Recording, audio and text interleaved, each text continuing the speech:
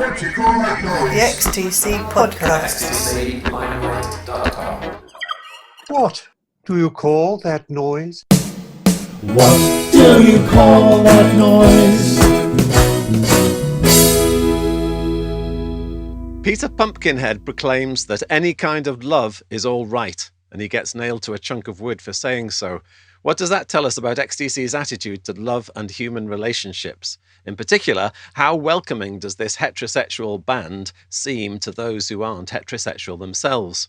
Hello, I'm Mark Fisher, and in this episode of What Do You Call That Noise, the XTC podcast, we'll be getting through an awful lot of letters. Prepare yourselves for the ABC of XTC from an LGBTQI plus perspective. In a minute, I'll be handing over to Darryl Bullock for a loving and illuminating conversation about XTC between a group of gay and trans fans. But let's warm up first with some music. Since the start of the year, we've been playing XTC-inspired songs written by listeners to the podcast.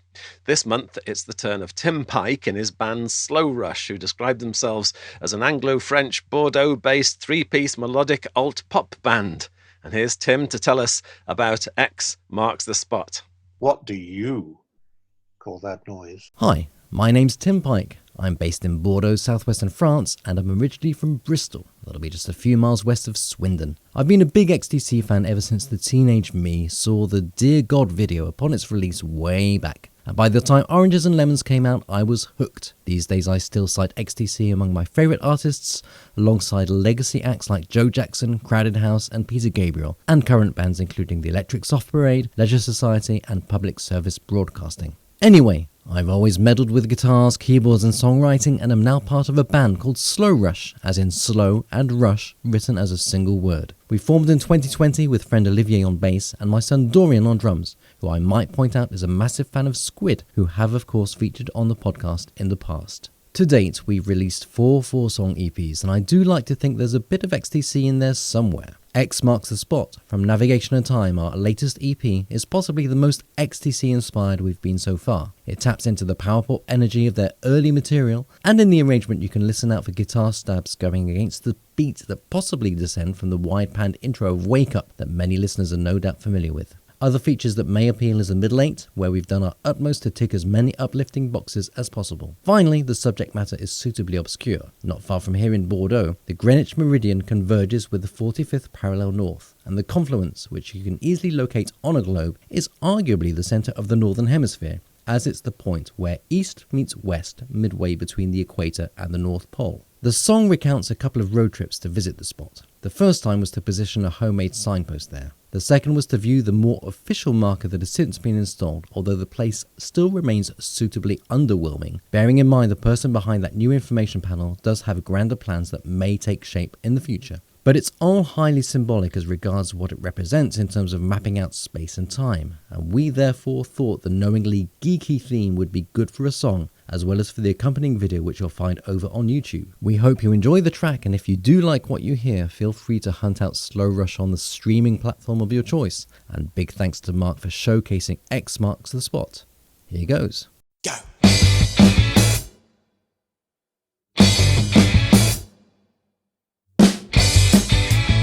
We're on a mission to the center of our hemisphere.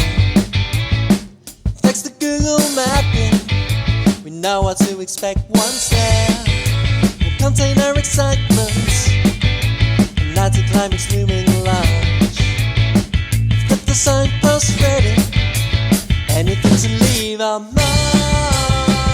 X marks the spot where east meets west, midway up a half of the globe.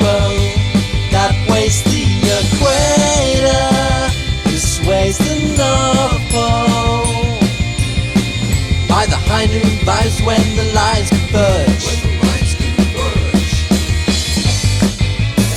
By 9 years later, the landscape's not exactly changed.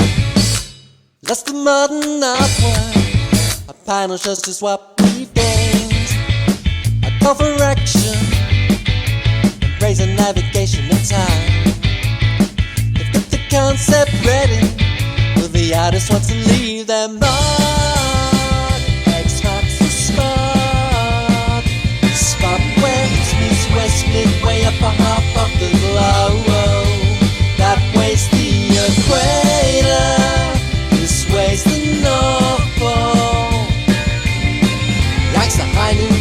when the lines converge. Unsuspecting drivers whizzing past their screen. Uninterested dignitaries afraid to do the deed. On out to the grassroots, the energy is low. What happens next? Well, no one knows.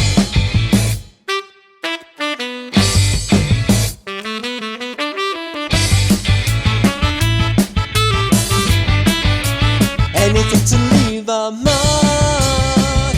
X marks the spot.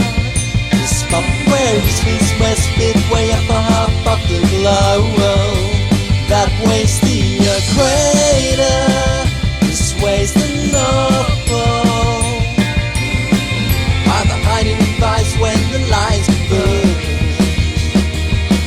Oh! One more. Fantastic. Thanks very much, Tim. I'll include the link to Slow Rush's Linktree page in the podcast details. And if you're a musician and you've written something inspired by XTC in some way, I'd love to hear from you. If you've got something that fits the bill, get in touch with me at mark@xtclimelight.com. This podcast is brought to you by all the brilliant, fantastic supporters on Patreon whose donations keep me off the streets and out of trouble. They are a fantastic bunch of XTC fans, and if you would like to be one of them, it's very easy. You just go to patreon.com/Mark Fisher and decide your level of support. And if that level of support puts you in the Knights in Shining Karma category, I'll read out your name at the end of each episode.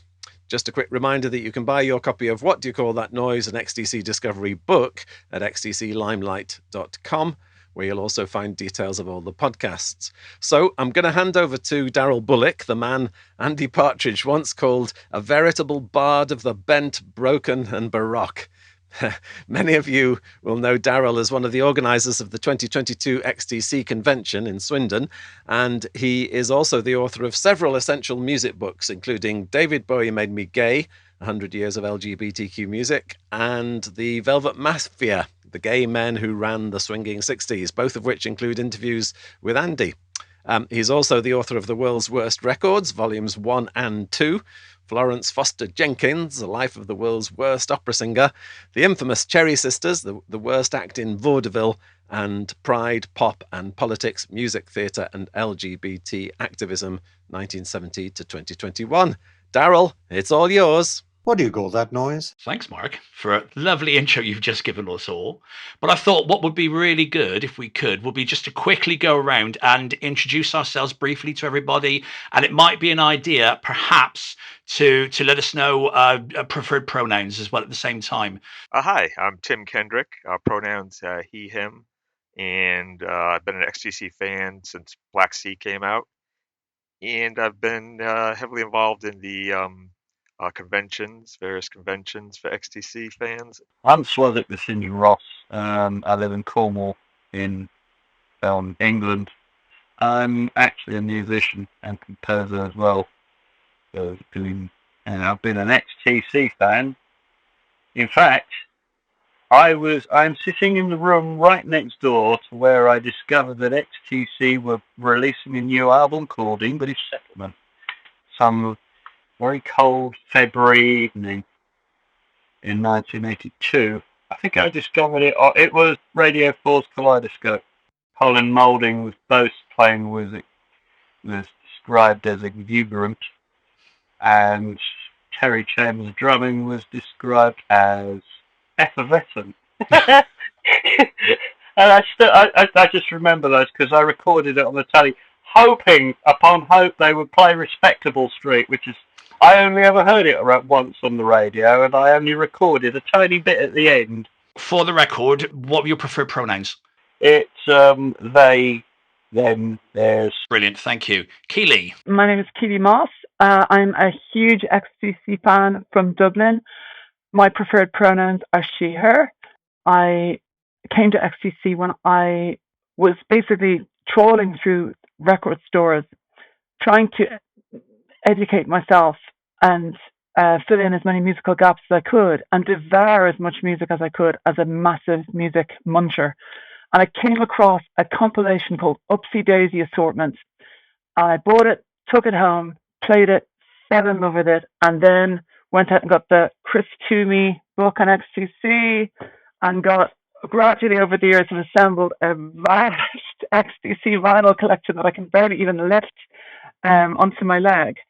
So yes, that's my story in a nutshell in relation to XTC. Okay, fantastic. Thank you. For those who don't know, my name's Darryl Bullock. I was one of the co-organisers of the last XTC convention. That'd be that thing there, although I'm showing it to a camera and They can't hear it. you won't actually see this, you'll only hear it. So I'm shaking my T-shirt in the background. I verify he's shaking the T-shirt, everyone. I'm a writer, author, I suppose. Written a few books that have done kind of okay-ish. Huge XTC fan. I kind of really got into them around the time of Black Sea English settlements, and he, him will do for now, although I don't particularly mind what anybody calls me as long as it's printable. So before we get the conversation going, what I would like to do, and I think it'd be a nice thing, as a co-organizer of the previous XTC convention, was mention, as Tim did earlier on, that Tim is one of the co-organizers of the forthcoming XTC convention, which will be happening in 2025. Yes, June 2025. I mean, Mark will include a link on this podcast later, so you can all go to the Facebook page and find all the information that you need. But Tim, you've made a couple of announcements this morning, haven't you, about what's happening? So do you want to briefly fill everybody in? Well, it's very brief because we don't have that much yet. But with the next XTC convention is going to be in June 2025 at Mecca in Swindon. 3 days of fun. And we've also kind of rebranded convention to festival, because a lot of people were saying, oh, it sounds too corporate and too business-like. So we're now officially the 2025 XTC Fans Festival. So that's what we're going to go forward with. I was a co-organizer of the one in 2017, and so then I took a break from the last one. Now I'm back again. Keeley, you've just filled us in a little bit on your XTC story. I will come back to that in a bit, but it would be nice also maybe to tell people who don't know that you are a musician. Your band does have a new album out. They can find out more information about it somewhere. Would you like to tell them where? For sure. This is one of the lovely things about recording at home, is that I'm in a position to be able to say that, yes, said album is entitled Floating Above Everything Else. And it is a debut full-length album released. Basically, I'm essentially a solo artist, but I record in the studio with my music partner and my producer, and then I play live with a live band that I've assembled.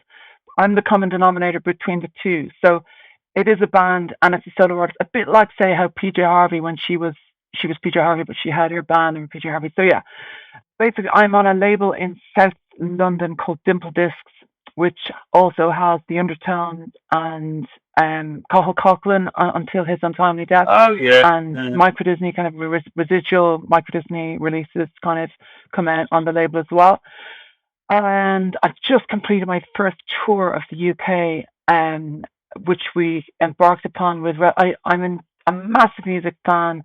I've always had a very, very, very strong connection with England and with England on a geographical level. You know, all of my songs have got references to English and Scottish places in there, which is very unusual for an Irish songwriter, you know, who are ordinarily kind of look more towards America. I've always looked more towards England. And one of the reasons why when I fell in love with XTC, it just felt so easy, so comfortable, so familiar in a sense, because XTC to me are the ultimate outsider band. So I think they have the ultimate outsider fans, and I think all of us would kind of certainly fit into that bracket. That's really interesting. I mean, I think we obviously all have our own stories about how we got involved in XTC and what XTC mean to us as members of the LGBTQ community. For me personally, I think it was this understanding, as you said, this kind of outsiderness, because I think we all, as members of this community, have our own experience of being outsiders, of being different, of being other, if you like. And there was always something for me about this inclusivity, if you like, about XTC's material. They didn't seem to want to position themselves away from a community. They wanted to embrace community and bring people into them. There's something very expansive and warming about XTC songs for me. And it's in a way, it always, I know it's a bit of a cliched thing to say, but there's a very Beatle-esque feeling there. I remember Ringo Starr once saying something along the lines of the thing he was proudest of with the Beatles is all the songs are about peace and love. All the songs are about love. And that's kind of similar with XTC. The vast majority of their songs are about love, but it's not necessarily very obviously, boy-girl love, heterosexual love. It's about a love for mankind. It's about a love for nature. It's about a love for spirit. It's about love for the planet and what's going on, and not excluding people from that, which is, I think, when you're growing up and you're looking for your own tribe and your own music to listen to, that's a really attractive thing. Yeah, no, I definitely agree. I was thinking of one of my favorite XTC songs, "Great Fire." There's no pronouns at all in there. No. It could be a song about anybody's love. Yeah. It's always nice because sometimes you have to kind of, in my mind, I have to change the she to a he, with songs, and even like "Then She Appeared," I changed it to "Then He Appeared." But something like "Great Fire," no pronouns. It's like fits everybody. Should we have a little chat about some of the songs that we highlighted previously to this that we think kind of resonated with us in a certain way? Soizic, are there any particular XTC songs that resonate for you personally? As a trans person, I've got to say, not particularly. For me, a lot of my experience with XTC has been purely musical. And I suppose there's the emotional side of things. My ears pricked up when Andy sings "Any Kind of Love Is All Right." And then I'm starting to listen to some of the Dukes of Stratosphere, and I hear "Have You Seen Jackie?" which actually felt me. Oh, hang on a minute, is this being a little bit... He was a boy. But they're taking on the style of the 60s, so, I mean, there was a fair bit of... I mean, Arnold Lay's about a transvestite who steals ladies' underwear from washing lines, so I think they were just going along with the stylistic thing, so there's nothing to fear like that. But music, I can't really think of anything. What is it that attracted you then as a musician to XTC sound? I think when it comes to XTC music and my own history, my own transgender history, it's kind of...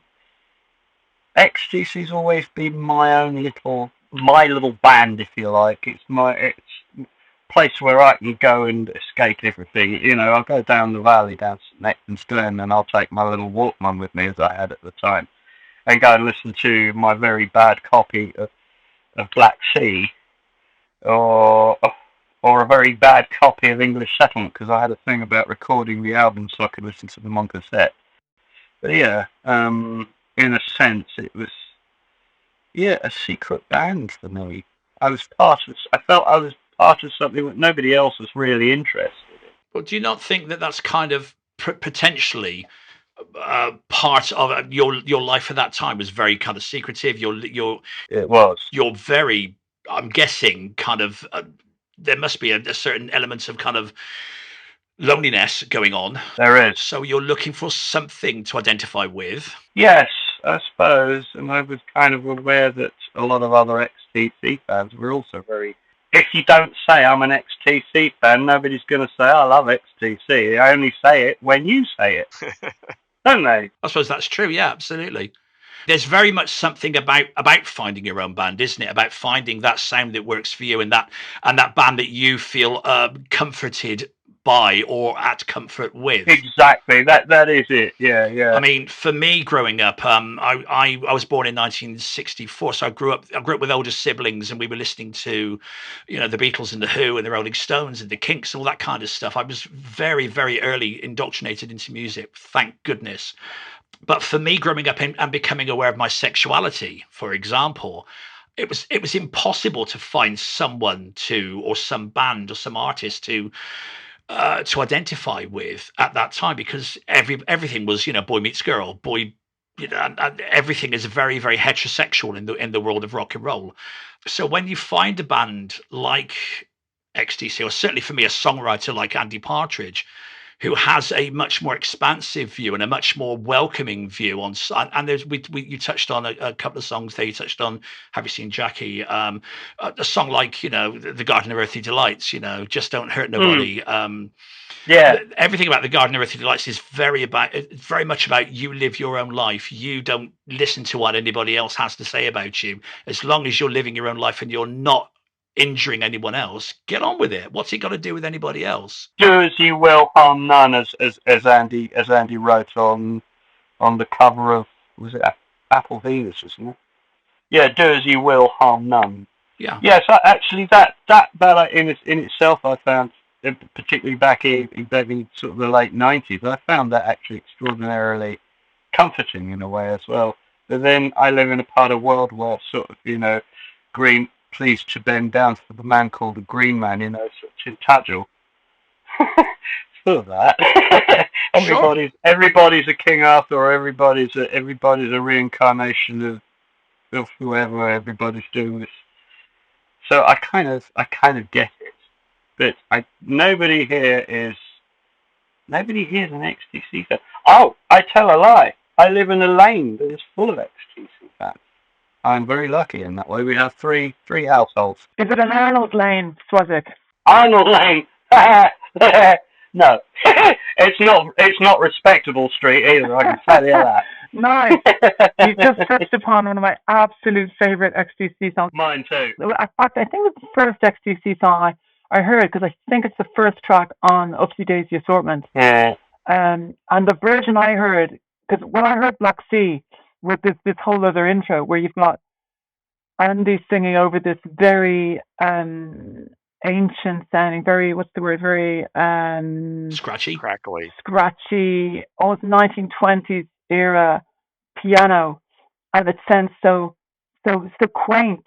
But on the single version, obviously, it doesn't have that intro. So that is an incredible beginning for a song, because then it makes the clanging, crashing guitars of Dave and Andy, when they do come in, all the more explosive and all the more impressive. Yeah, it's excellent, isn't it? It's just brilliant. Yeah, exactly. But on the single version, which I heard on Upsy Daisy Assortment, it was struck from the get-go of what a brilliant song it was. And not only the guitars, which were hugely appealing to you. I love that kind of, were quite gnarly, quite post-punk, the trebly tones of Andy and Dave Gregory, and the musicianship and the songwriting quality and the outsider perspectives that you hear really all through XTC. And one of the things that appealed to me about them, and I think is very unusual, certainly for an all-male band, especially from that era, is there's nothing creepy about them. There's nothing overtly sexual about them. There's nothing that would make you feel in any way like that they're on the road for carnal reasons. It's much more about the artistic aspirations and about telling stories and depicting life as it is. And a song like No Sugs in Our House, which is one of the most honest and most thought-provoking and quite provocative songs of its time, because I can't think of another song, certainly not another single, and I know that was released in the single, although I know it didn't do all that well for various reasons, but the fact that it's a depiction of, or portrayal of a scenario that's probably occurred many, many times in many, many households, but has never been written about before, as in the son of a family being guilty or having committed a racist attack, and how the parents are in denial about that, and then there's the banging on the door from the police, and it's brilliantly told from the parents' perspective. I know he would never do such a thing. Our little angel, it's all those perspectives, which again just makes it such a wonderful song. And it's very pictorial. Definitely. Yeah, with Respectable Street with me, I think I probably managed to record the last verse and chorus of the only radio broadcast that seemed to be going on. I never heard of it on the radio again after that, and I waited to leave. I never bought the record because I wasn't allowed to buy XTC records back then. I was allowed to buy police records, but not XTC. And then we moved to Cornwall and everything changed, and I bought my first album I bought down here was English settlement. And there begins and ends the story. What about yourself, Tim? As far as songs go, Well, yeah, I mean, are there particular songs that resonated with you, or is there something about XTC as a band, or as Colin and Andy as songwriters that kind of reflects your life in any way, or strikes a chord with you? well, just overall, I tended to like bands that nobody else has heard of that were obscure. I don't know if it had to do with me being gay or not, but I like this like little secret that nobody else knew about. Exactly. Yeah. Not just XTC, but like Throwing Muses and all the bands I could name. No one has ever heard of, with one exception. One of the bands I loved was REM in the early years, and I kept hoping for all these bands, XTC, Throwing Muses, REM, please become big someday. Everybody should hear them. Then REM became big, and it's like, oh, I wish they hadn't become big. So maybe it's just as well XTC didn't become big. So they would have lost something maybe. I don't really see, Andy as a kind of Michael Stipe of Swindon somehow. I don't think he'd have cut it. But there were days where it's like I was going to an REM concert, nobody ever heard of them, and barely anybody was in the audience, and it was great. So I like that aspect of them. But as far as the songs, there's so many songs. I mean, Poor Skeleton steps out about the fact that we're all the same. We're just skeletons walking around. Yeah. There's flesh on us. I mean, for an LGBT person, that's really, that resonates because it's just, we're all the same. It doesn't matter who we love. So there were so many songs like that. Like I said, Great Fire. I had a huge crush on a guy when Great Fire came out, and I'd play it over and over and over again, and just obsessing about this guy, listen to this song over again. So, because again, no pronouns. It's like, oh, I don't have to change the pronouns. Yeah. Your glance a match on the Tinder. What a great line! Your glance a match on the Tinder wood. Isn't that awesome? So great. It's. Fantastic thing. And eyes bring water. I mean, instead of just saying, "Oh, I was crying," it's eyes bring water. That's just so much more evocative. One of the greatest lyricists ever. I would agree with you. I don't know. I can't. I wouldn't wouldn't dare, talk on his behalf. But I do know that Andy is personally. So we do talk occasionally, and I know that he's kind of quite in touch. And quite open about the fact that he's had or he has. How can I word this without embarrassing him or myself? He's quite open about his sexuality and quite in touch with both sides of his male and female sides of his sexuality. Well, I definitely. I related to that too. That's why I reread Chalk Hills and Children this morning, just because I remember there were bits in there that related to that. And reading through it, he's talking about the guy that was put his hand on his knee when he was like a teenager, and he said he was okay with that because he got free popcorn. And then then he had this menage a trois one night. He said it ended in disaster, but the fact that he was open about that, I just think that's great. The fact that he, in a way, even though Andy loves women, he has a gay sensibility about him. He doesn't like sports. He's very artistic. Andy, and I'm sure he won't mind me saying this if he listens to this and tunes in, doesn't mind being fancied by men. He quite likes like a lot of straight musicians are quite in touch with that, and they're okay about it. They've got no issue whatsoever. There's no that whole kind of macho bullshit that goes on with a lot of people is just not there at all. Which is great. He's very kind of aware of the fact that we all have, different likes, different attractions, and it's not an issue for him. And why on earth should it be? Admittedly, yeah. Andy, if you're listening to this, Andy, I'm really fit.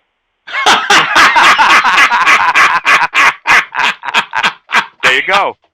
As long as you're not watching it, I'm really fit. Erica could have some competition. You could be another satellite.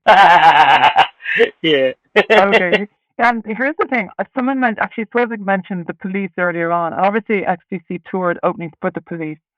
One of the things that I feel that one of the reasons why I wish, like many people, I could devise a time machine that would take me back to be able to see the original XTC lineup in their prime, on stage, live. Because I do believe, genuinely, I'm not just saying this because this is an XTC podcast, I have said it many times, I think they're the greatest live band ever. I think they're the greatest band who've ever played music live, ever. I would agree from what I've seen. And I know Andy said a few things over the years that would, cast aspersions on that, but this is one time where I'm willing to say, Andy, you're wrong. They were the greatest live band ever. Did any of you see them live? For example, did you see them when they opened for the Police? Did you see them when they put Talking Heads? Did you see them doing headline shows? Have any of you seen them live? No. I've never got the chance. I've seen all 5 of them, but not together. Gotcha. I've seen Colin and Barry play together. I've seen Colin and Terry play together. But I've never seen all 5 of them or 4 of them on stage together. Sadly. I was too young, really. The last tour in Britain was what? It was 1981-82, and yeah. So yeah, I was too young. 17, 16, coming up 17. So I just missed my opportunity. I didn't start really gigging until the year following. So I missed the chance here. Sadly, they never came to Cornwall. My manager of my band, Nick, sold them with Barry Andrews in 1978 on the Go 2 tour. Uh-huh. I mean, that would have been just incredible. Because what a time! Because the songs for Drums and Wires were starting to come into the set, and including probably my favorite XTC song ever, which is Roads Girdle the Globe. And to see them at that time, at a fascinating point in their development, just before Dave joined. Barry was still in the band. They were touring the mighty, the incomparable Go 2. Yay! I think it's a brilliant record. Like Mechanic Dancing, Red, Beat Town. Wow! So many great songs on it. But it's just like, the artwork is just, it's a brilliant hypnosis sleeve. So clever. So clever. I recently got this vinyl copy in America. I was doing a radio promo tour, and I went to see the Sid Barrett movie. Have you got it yet? There was a special screening of it in New Jersey at a place called the Monty Hall, which is the cinema that belongs to WFMU, it's a great station in New Jersey. And just before we went in, they were having a vinyl sale, and I just leafed through the boxes in case there was anything special, and I came across the treasure trove of dreams, including the mighty Go 2, and quite a few others. WFMU is the station that I broadcast my show on. Brilliant. It's the best station in the world. Yeah, fabulous. I need to reach into my drawer and pull out something else now. Because, of course, the Big Express has just been... it's a great record. I love it. Which has just been reissued on 5.1 and Dolby Atmos. And if you've heard it yet, if you've all been playing it... I've been playing it. Isn't it stunning? Just wonderful. Stunning. Steve Wilson has done the best job, I think, he's done so far with this. It's just incredible. The mixes are amazing. It's always been my favorite or second favorite of their albums, and one of my top 5 albums of all time. And getting kind of back on track, to use that, to hammer home that little metaphor. Train Running Low on So Cold is another song that came up in conversation about how it kind of radiates or reflects that individual outsider kind of journey and that feeling of not belonging. Is that fair? Yeah, for me it represented a time where I was starting to get to the end of my term. I think we've known each other, Darryl and Tim, probably from the TC&I days. Yeah. Is that right? Yeah. Well, just before that, I just finished my postgrad at university, came back and was suffering rather badly from lack of money and an inability to get a bunking job. So mood kind of fell down, and yes, I was also suffering quite a lot of abuse. Busking, I used to do a lot of street entertainment. I was getting a little bit in the neck outside in the village. It's not the best place to be. When you've grown up round here, round where I have, it's so people tend to see you as you were, or they think that all of a sudden just because you're trans, you're different. You're not. You've just told them something that they didn't know. And well, it kind of around 2017, it all started to get a little bit on top of me, and this song became an earworm. Yes. Yeah. A really kind of it lasted for months and months and months. It didn't do much for my liking of the song, although I adore the song. It means it's kind of personal. It represents a very.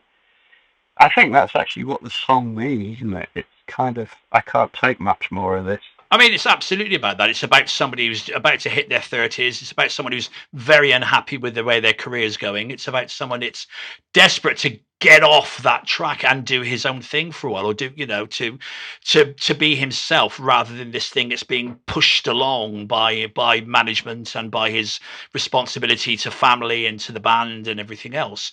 Again, I don't want to put words into other people's mouths, but I think we can all, possibly as LGBTQ people, understand how difficult it is to stop, and to take ourselves off that track when we're being pushed along by our family and our friends, and they want us to be a certain way, and we're supposed to conform. And it's a song about non-conformity. It's about not conforming, and it's quite a difficult thing, no matter how old you are and at what period you are in your life, to suddenly decide, I don't conform to this, gender binary, male female world. I do not conform to this. I need to do my own thing some other way, and certainly for me, I've taken a massive amount of strength from the music I listen to, from the acts that I watch and enjoy, and to hear songs like, we mentioned Garden of Earthly Delights earlier on, and there are other songs that maybe less well known, like All I Dream of Is a Friend, or even for me, I Don't Want to Be Here, which you may or may not know was originally recorded for an AIDS HIV charity album, which didn't come out. So there's been an understanding there, I think, for a long time, that XTC had an LGBTQ audience, and that the band. And again, I don't want to put words in other people's mouths, but my feeling is that band did not want to disassociate themselves from them in any way, which is really empowering as someone who's constantly, because when you're growing up, everything is about, men and women, gender conformity, male and female. Everything has to fit together like two pieces of a jigsaw. And when you realize you're not like that, that doesn't work for you, and you need to do something else to be yourself. It's really important to have some support network around you, and a lot of the time for me, that support network was the music I was listening to. And it's great when bands are supportive like that. I remember Green Day. Billy Joe came out as bisexual, and it made a little bit of news, but not a big thing. So then on their first big American tour, they brought in Panzer Division, a very gay pop punk band, as their opener, and it pissed off so many of their fans, and they loved it. They extended Panzer Division's tour with them because they wanted to piss off the fans like that. They wanted to get rid of their homophobic fans and not have them there. So again, bands like that, XTC, Green Day, that are just brave enough to just say, be open-minded and about this kind of thing. Absolutely. That reminds me of Nirvana, who obviously had a large proportion of homophobes in their audience, and put a large proportion of jocks, kind of sports jocks, in their fan base, who were the kind of cats who used to, as Kurt has gone on the record saying, used to beat him up when he was in high school. So I think he always felt, and obviously they were quite an outsider band, with very quite artistic sensibilities, obviously. So they would do things like, in the video for In Bloom, they all donned dresses, partly to try and repel that sort of knuckle-headed, discriminatory sort of person from identifying with them. Yeah, absolutely.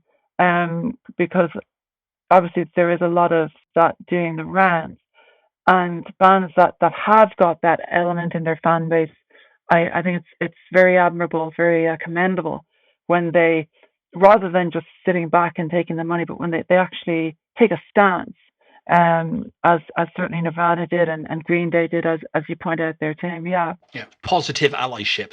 Absolutely. And XTC falls into that. Yeah. Keeley, you've just recently been touring.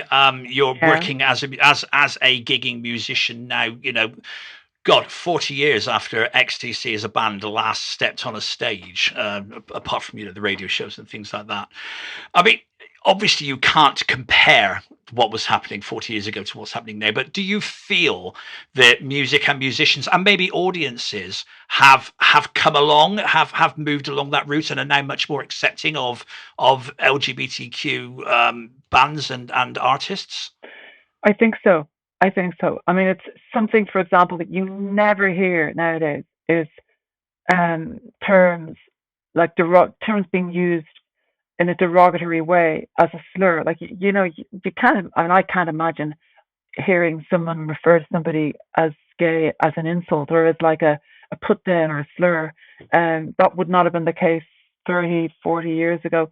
I mean, in Ireland, homosexuality wasn't actually decriminalised until 1995, which is quite extraordinary when you think how in the UK it was decriminalised in 1967.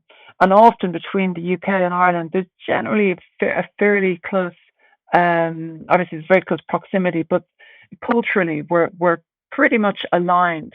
But that's one thing that was absolutely out of step. So Ireland and I think world, well, certainly the Western world, has come a very, very long way since the dark days of the yesteryear when LGBT people had a lot more to fear. Obviously, there are still divisions, there's still ignorance, but I think it's been gradually eroded.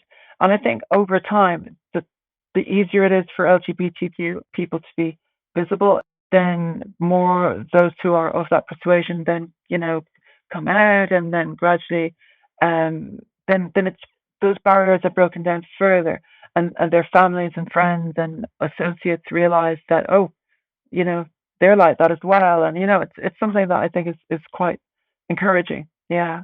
I mean, as someone who writes about music and writes about music from an LGBTQ point of view, usually, it always amazes me how many artists that we know, how many artists that we look at today as being kind of at the forefront of LGBTQ music and musicianship, were told by their management team or their label heads not to come out because they were afraid they'd lose their audience. Even people like Elton John and George Michael and Mark Almond were told, don't come out. Your Boy George, when he went to the States, and Frankie, when they went to the States, were told, don't talk about homosexuality, you'll lose your audience. It's farcical when you think that a rock and pop audience, anybody buying music, it could be that narrow-minded and that ignorance. Absolutely, Darryl. Yeah. But it happens. Doesn't it? It certainly must have happened. Otherwise, Oh yeah. But does it still happen? I mean, it used to happen, but does it still happen? I'm hoping it doesn't. I'm not aware of it. I'm not hearing it when I talk to people these days. Nobody tells me that anymore. And you've only got to look over the last 5, 10, maybe 15 years at how many artists have been able to come out and talk openly about their sex and their sexuality, to know that obviously isn't the case. The fact has been proved. When Elton came out, he didn't stop having big hits. When George Michael came out, he embraced it and laughed about it and won, and had massive hits afterwards. You don't lose an audience. Absolutely. Because at the end of the day, somebody paying an exorbitant price that it is today to go and see a band, at the far end of a football stadium, doesn't particularly care about who they're sleeping with. All they want to do is listen to the songs. There's less identification as well. When you think of how in the 60s, obviously, pop music was very, very youth-driven. And in terms of the fan base, so I suppose the elements of the fan base would have been perhaps more impressionable and would have been more inclined to try and idealize themselves as being potentially the boyfriend or girlfriend of the singer. I think there's less of that now, and I think people are more understanding and more forgiving, more accommodating of the life choices and of the orientations of the artists involved. Yeah. And I think I'd certainly say that someone like Michael Stipe, who came up with the conversation earlier on, has helped make that change. And I think there are artists like him, and many male and female artists who have gay, straight, and trans artists who have helped make that change and make it much more obvious to the people running the industry that it's of secondary importance to an audience. What happens to the audience is is that the music's good and the lyrics resonate, and that they can, I think politics these days are more important. Seeing your own political views reflected in an artist you're listening to is probably more important these days than who they're sleeping with for an awful lot of people. Definitely. Yeah. Yeah, I mean, look at the fuss that people make when every time Morrissey opens his mouth. People practically have babies over it. But that kind of brings a point up, doesn't it? And there's always been an idea that you can separate the art from the artist, or you should separate the art from the artist. I do try. I think we all have to try, but it's not always easy. It's really not always easy. It's not easy. There are certain artists I just can't listen to anymore because their political views are so abhorrent. Yeah. But it doesn't. I haven't smashed my copy of Strange Ways Here We Come yet. I'm getting bloody close, admittedly. And I love that record. Absolutely. Likewise, with it. They were the band that that started my love affair with music in the first place. Hearing them as a 14-year-old changed my life and made me embark upon this course that I've subsequently devoted my whole life to, which is making music. So, when a band that means so much to people, as the Smiths did and do, when such a significant figure within that band, such as the lead singer, embarks upon, or rather, I suppose, continues down a very dubious route, and does so very forcefully and outspokenly, and in such a cavalier way. It's kind of riding roughshod over the values that the Smiths and their fan base held dear. I think it really points to the necessity of a figure such as Johnny Marr, who has, I think, stayed true to the spirit of the Smiths. I think the spirit of the Smiths still lives on in Johnny, in his public proclamations, in his relationship he has with his bandmates, with his wife, that is to stay the course, with his activism in kind of positive ways without being, too sloganeering. I'm just glad that we still have Johnny flying the flag in a positive way and in a very inclusive way. I think that's actually an interesting point, because obviously the Smiths were a finite entity. They existed for a finite amount of time. They will never exist again. Yeah. In much the same way that it's unlikely that we're ever going to see XTC reform again. So they existed for a time, and now what they've created, what exists, that body of work doesn't belong to them anymore. It belongs to the fan base. The Smiths, you can.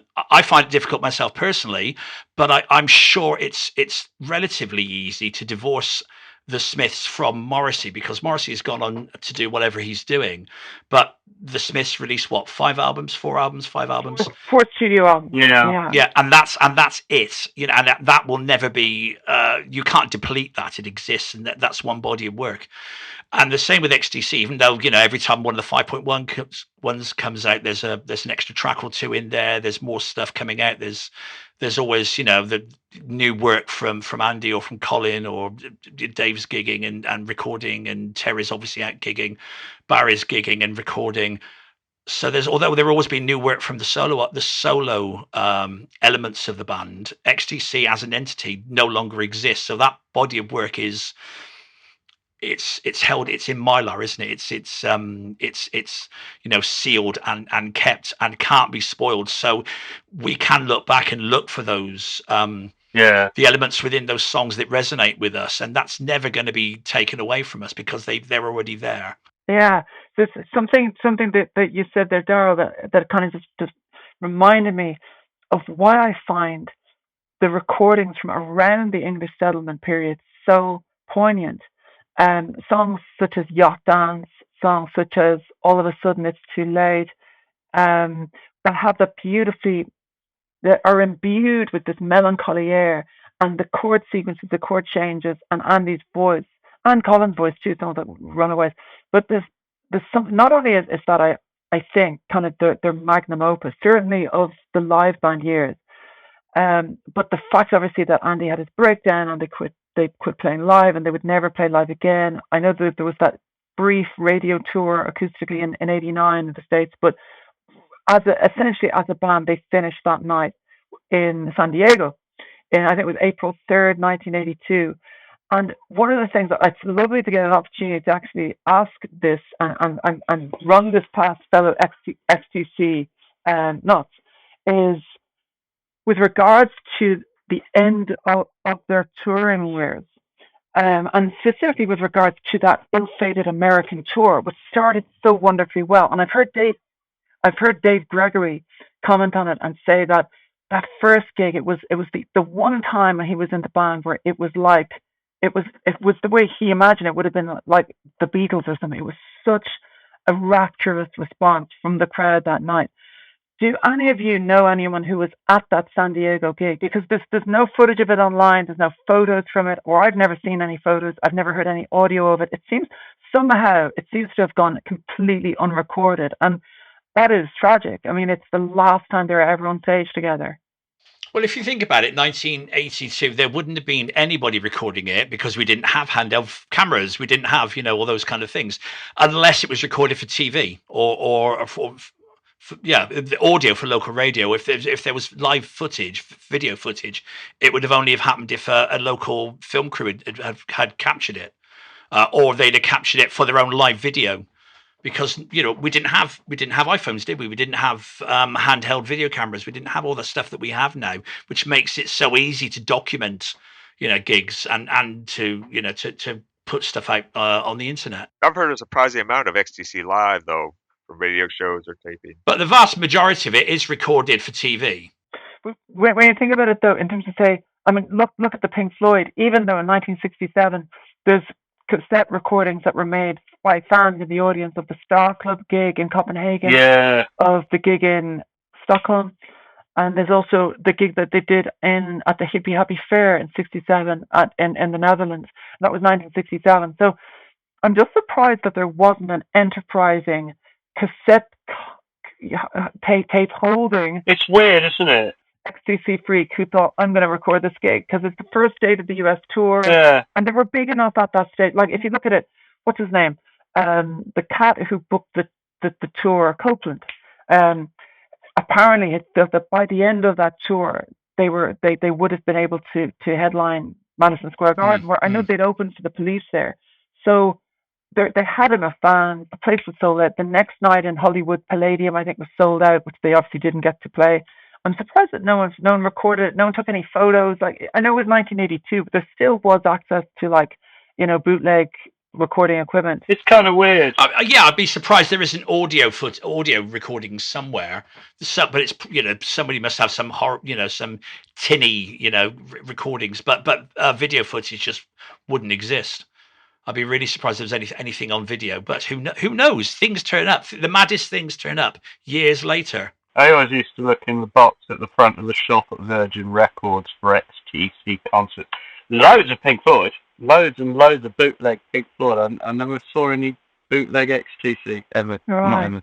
I'd say if Darryl hasn't yet come across the most elusive quarry, then I'd say it probably doesn't exist. We're gonna check with our guy Mark Fisher as well to see, just in case, if he might have come across. I genuinely can't remember. I'd be really surprised if there isn't some audio footage somewhere or some audio recording somewhere. But it's probably such awful quality because there's loads of XTC audio out there. There's plenty of handheld recording and sound desk recording. Was Steve Warren still with them at that point, or had he left? He left, hadn't he? Because he'd been given the boot by Ian Reid. So if Warren was still there, there would be recording. It would definitely be a sound desk recording. But I don't think he was involved, was he, at that point, sadly? Good old Ian Reid. The G is silent. That's right. That's been a fascinating chat with everybody, and I've really enjoyed this. And I think it's been eye-opening. I'm sure it's been eye-opening for a lot of people listening to the podcast. What I'd like to do now briefly is have a chat about, or I'd like you all to maybe highlight one or possibly two of your favorite XTC songs, or certainly songs that resonate with you as an LGBTQ person. And I'm going to kick off. by starting with what seems to me to be the really obvious one, the elephant in the room, and that is the loving, which is, for me, it's such a obviously wonderful, expansive, all-embracing love song, which is something you don't hear very often. Most love songs are about heterosexual couples. They're not very often about loving every single person on the planet. They're not often about, opening up your heart to every person you can think of. It's not the lyrics to the loving, and Andy's way of kind of, packaging love as a commodity are not only incredibly clever, but they're really meaningful. And I think anybody that has been in a loving situation, that's been in a relationship, no matter what their sexuality, can identify with that song. It's everything about it is about inclusivity, and I love that. I love the loving. There you go, Tim. What have you got? These aren't my all-time favorite songs, but they're two XTC songs that have quick gay references, which I love because there's so many, there's hardly any rock pop songs that have gay reference into them, unless it's like a gay band like Pansy Division. But you got something like Goodbye Humanosaurus, which I love, absolutely love the line. With brains as big as a burger bath. History has got him down as a homo sap. I just love that line. I just think it's such a great lyric. I absolutely love that, and I just smile every time I hear it. It's just so great. And the other one is Toys, where it's just something, to Andy it was probably just a throwaway line, but the line "Ken is going back to Gay Bob." It's like, yes, yay. Yeah, I like that. Hip hip hooray for Ken and Gay Bob. I don't think Andy ever throws away a line. I think he thinks very carefully about those things. Well, you might be right, but to a gay man to have that in a rock pop lyric is just fantastic. It's like, do you want to explain to listeners who might not know who or what Gay Bob is? Well, Gay Bob was a doll, just like Barbie or whatever. It was a male doll, and like Ken had Barbie, and Gay Bob was Gay Bob, little Gay Bob doll about the size of Barbie and Ken, and very big in New York City and San Francisco. I'm sure Fire Island it would have gone down a storm. Yes, probably. But for Andy to put that in a song, I just thought it was so cool, and I just absolutely love that. Soizic, do you have a song you'd like to talk about yourself? One of my selections is actually, it's a post-XTC song, I think. All I Dream of Is a Friend.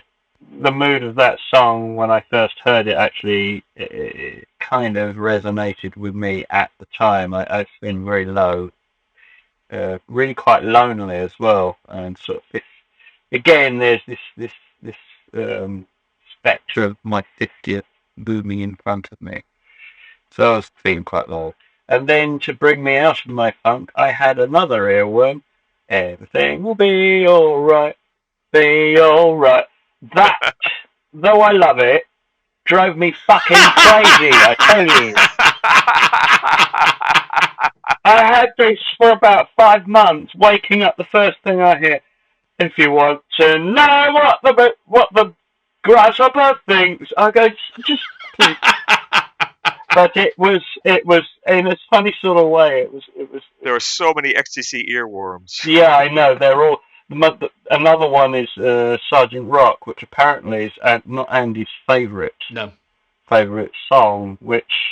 So I don't mind saying that when I think of that, so going to make a cup of tea now, put some milk in it and some bitter sugar. Gonna make a cup of tea now. It's that. So I love it personally. The lyric is probably a little bit weird. Probably not really what we've come to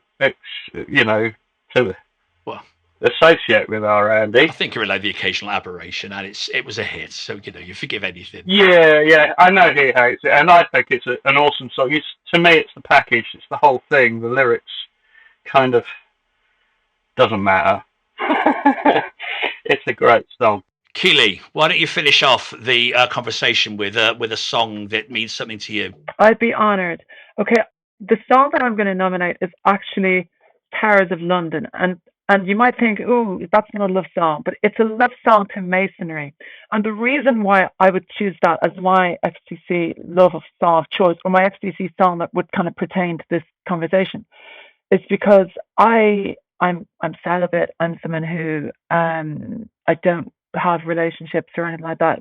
I'm married to music, essentially. That's what I do. And there's very, very, very few songs, I can't think of any other than XTC, in the pantheon of pop music that dare to step outside of the conventional boy-girl or boy-boy or girl-girl, outside of the human realm of love, into expressing love for inanimate objects, or expressing interest or fascination with inanimate objects, or something other than the kind of more conventional route. So I'm going to go with The Mighty Towers of London from Black Sea, which I think is a phenomenal song. I love Dave and Andy's guitars on it.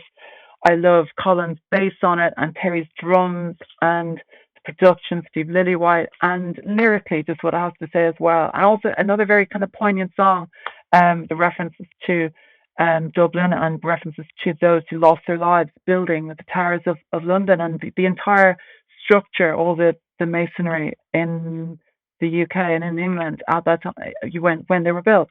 Fabulous. Right. Well, I think we've probably covered a fair bit there, and hopefully we've got enough stuff. So I'm going to say thank you, Tim. Thank you, Soizic. Thank you, Keeley, for an incredibly interesting and enlightening conversation. It's been lovely to talk to you all and to meet you all in the virtual world, those of you I haven't met previously. I look forward to seeing you all in person in Swindon in 2025. Yes, at Mecca. Tim, remind people of how they can find out about the next fans event. Well, they can go to our Facebook page, the 2025 XTC Fans Festival, and it'll be held June 2025 in Mecca in Swindon. 3 days of festival fun. If anybody that came last time isn't sure where Mecca is the building we used, the old cinema we used for the Friday night, where you would have seen me interviewing, and you'd have heard EXTC playing, and everybody else going on. It's a fantastic venue. It's going to be brilliant. And apparently, Steve Warren said him and Andy used to go there for movies all the time as children. It's a fabulous venue. It's going to be fun. Brilliant. Thank you, everybody, for a wonderful conversation and for your company. Thanks, Darryl. Thank you. Thanks, Darryl. I look forward to seeing you all again soon. Bye-bye. Take care. Bye. Bye-bye. Toodle pet. What do you call that noise? A big thank you to Darryl Bullock for hosting such a fantastic episode. And big thanks to Keeley, Tim and Soizic for joining in. Thanks also to Tim Pike and Slow Rush for the song. And thank you once again to everyone who has not only listened but also supported the podcast on Patreon. And you can join them at patreon.com/Mark Fisher. And it'd be great if you would like to do that. Thanks in particular to the following knights in Shining Karma: Terry Arnott, Kevin Burt, Lorenzo Ciacci, Cale Corbett, Liam Duggan, Jamie Dunn, Jeff Farris, Evan Fish, Leslie Gooch, Mike Grafe, Robert Graham, Camille Henry, Stephen Hope, Alan Hughes, Marek Kraus, Jesper Kumberg, Robert Lawlaw, Liz Lynch, Mary Meikle, Yusuf Murrah, Jeff Nicholson, Amy Parkinson, Mark Reed, James Reimer, Michael Sutcliffe, Steve Swift, Mark Thomas, Nigel Waller, John Wedemeyer, and Martin Whitley. That's all for now. See you next time.